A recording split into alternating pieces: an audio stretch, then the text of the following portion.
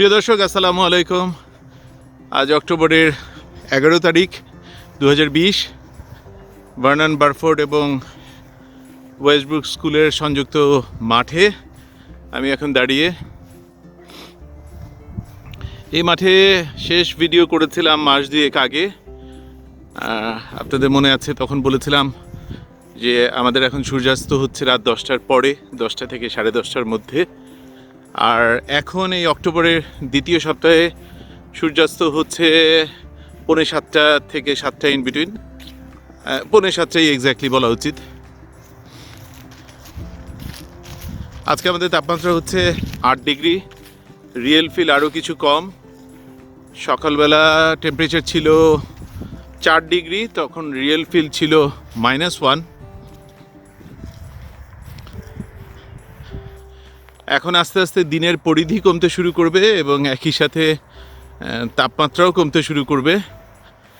2 মাস পরে সূর্যাস্ত হবে কাইন্ড অফ বেলা 4:30টার দিকে, আর তখন হয়তো প্রতিদিনের গড় তাপমাত্রা হবে between -15 and -20, and that is Canada. Specially কানাডার প্রেইরি প্রভিন্সগুলোতে শীতকালের এটাই হচ্ছে গড় তাপমাত্রা। যারা এই প্রেইরি প্রভিন্সগুলোতে আসবেন তারা এটার জন্য মেন্টালি রেডি হয়ে আসবেন।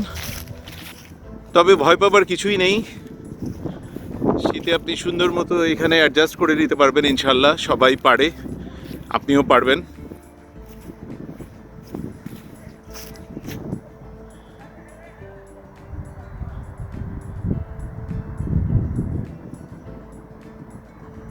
হৃদা পার্কে খেলতে শুরু করেছে, আর আমি ফাঁকে আপনাদের সাথে ছোট্ট একটু আড্ডা দেব। চলুন আমার বসার জায়গাটিতে চলে যাই।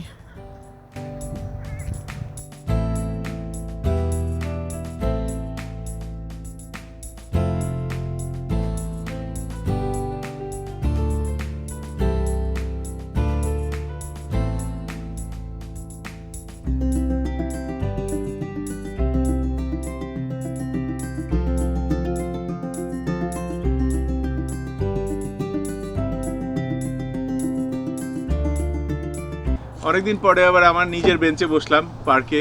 আপনারা যারা আমাকে প্রতিনিয়ত ফলো করেন তারা নিশ্চয়ই এই বেঞ্চগুলো চিনে গেছেন। আজকে টুক ছাড়া বসা যাচ্ছে না, অনেক ঠান্ডা। আমার মনে হচ্ছে হ্যান্ড গ্লাভস পরে আসলেও ভালো হতো। এনিওয়ে, চট করে একটু আড্ডা দেবো। আজকের ছোট্ট আড্ডার বিষয় হচ্ছে জব ভিসা কিংবা ওয়ার্ক ভিসা নিয়ে আমাকে বাংলাদেশি ভাইরা যে প্রশ্নটি করেন, কিংবা বলা উচিত যে প্রশ্নটিকে দুভাবে করেন, সেটি হচ্ছে যে আমি কোনো একটি জবের অফার পেয়েছি একটি কর্তৃপক্ষের মাধ্যমে, আমি ইন্টারভিউ দিয়েছি, এখন আমি কি করব। এটি হচ্ছে একটি ভার্সন প্রশ্নটির। আরেকটি ভার্সন হচ্ছে যে আমাকে কেউ একজন একটি জব অফার দিচ্ছে কানাডায়, আমি সেটা নেব কি না, এটা কতটুকু অথেন্টিক। আমার মনে হয় আমি এই প্রসঙ্গে নিয়ে আগেও কথা বলেছি, তবু আবার যারা জানতে চাচ্ছেন তাদের সাথেই আজকের ছোট্ট আড্ডা।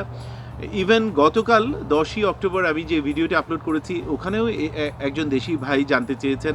উনি বলেছেন যে উনি একটি ইন্টারভিউ অ্যাটেন্ড করেছেন কানাডার একটি কর্তৃপক্ষের সাথে। ইভেন আলবার্টা ইমিগ্রেশন অথরিটি ওনার ইন্টারভিউ নিয়েছে, ওনাকে সিলেক্ট করেছে। এখন উনি জানতে চাচ্ছেন উনি করবেন কি, পরের স্টেপ কি। আমার প্রথম কথা হচ্ছে যে যারা পৃথিবীর, বাংলাদেশের সহ পৃথিবীর কোনো একটি দেশে বসে একটি জবের অফার পাচ্ছেন এবং সেই অফারটি যদি জেনুইন হয় এবং সেই অফারের মধ্য দিয়ে আপনি কানাডা ইনশাল্লাহ আসতে পারেন আল্লাহর দয়ায়, সেটা একটা বিরাট খবর আমাদের জন্য। আপনাদের অভিনন্দন এবং অন্তরের অন্তঃস্থল থেকে দোয়া।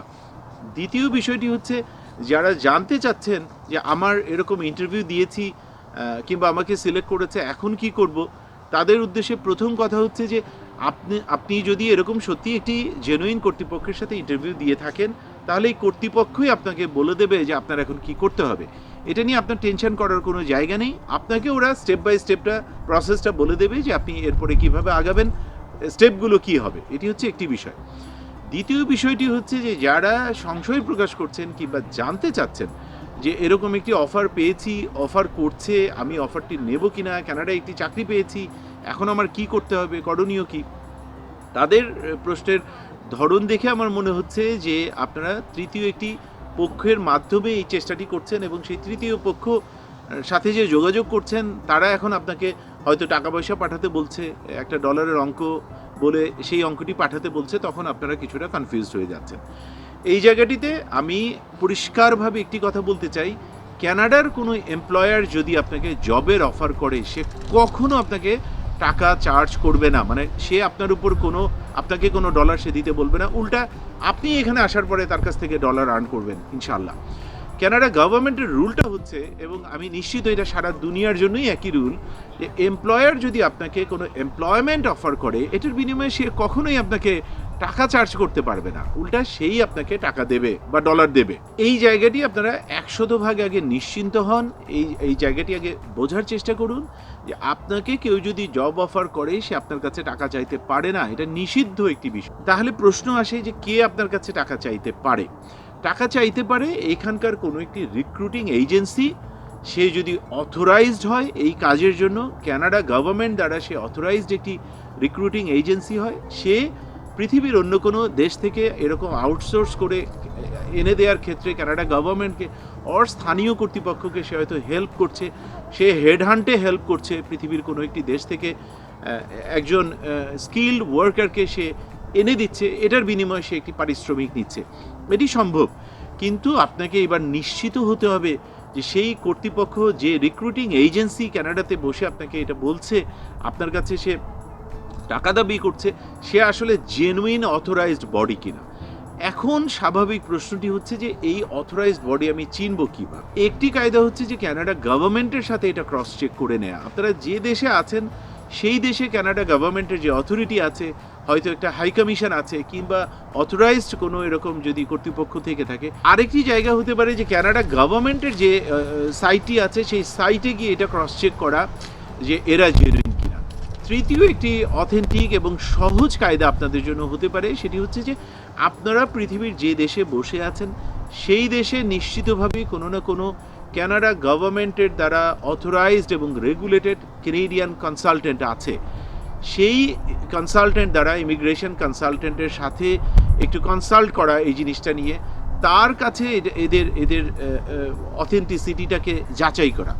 সেক্ষেত্রে আপনার হয়তো কম বেশি $100-150 খরচ হতে পারে, কিন্তু আপনি কাউকে কয়েক হাজার ডলার দিয়ে দেবার আগে আপনার এরকম $100 খরচ করে এটার অথেন্টিসিটিটা যাচাই করা কি আপনার জন্য অনেক বেশি বেটার ওয়ে না? আমার মনে হয় এটাই অধিকতর শ্রেয় উপায়, নিশ্চিন্ত হওয়ার উপায়। যেহেতু আপনি একটি ওয়ার্ক ভিসা কিংবা জব ভিসা পাওয়ার জন্য অনেক টাকা খরচের মানসিকতা নিয়ে আছেন, রেডি আছেন আপনি অনেক টাকা খরচ করবেন, সেই ক্ষেত্রে অল্প কিছু 5-6 হাজার টাকা খরচ করে আপনি যে শহরে আছেন সেই শহরের একজন রেগুলেটেড ইমিগ্রেশন কনসালটেন্টকে আপনি এই অফারটি দেখান, তার মাধ্যমে আপনি নিশ্চিন্ত হন যে এই অফারটি আপনার জন্য জেনুইন। আমার মনে হয় যারা এই জায়গাটিতে কনফিউজড, যারা এই জায়গা নিয়ে রীতিমতো দুশ্চিন্তার মধ্যে আছেন, তাদের জন্য এইটি হতে পারে একটি সহজ কায়দা।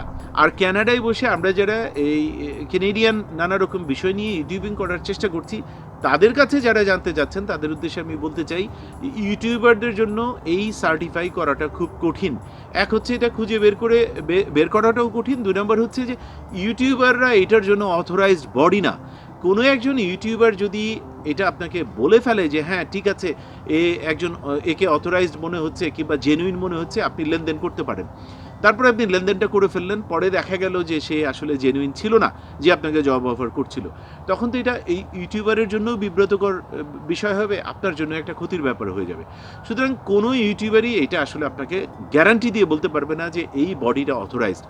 আমি যেটা বলতে চাচ্ছি সেটি হচ্ছে যে ইউটিউবারকে এই প্রশ্নটি আপনারা না করে বরং আপনি একটি কেনেডিয়ান কর্তৃপক্ষের মাধ্যমে এটা যাচাই বাছাই করুন। আমি আশা করছি যে ভাইরা সারা পৃথিবীর বিভিন্ন দেশ থেকে এই প্রশ্নটি আমাকে করছিলেন, তারা এই বিষয়ে একটা সাজেশন পেলেন এবং এই সাজেশনটি আপনাদের জন্য ইফেক্টিভ হবে। এডমন্টনের ওয়েস্টব্রুক পার্ক থেকে সবাইকে শুভেচ্ছা। সবাই ভালো থাকুন, সুস্থ থাকুন, নিরাপদে থাকুন। খুব শিগগিরই ইনশাল্লাহ অন্য কোনো বিষয় নিয়ে আপনাদের সাথে আবার হাজির হব। আসসালামু আলাইকুম।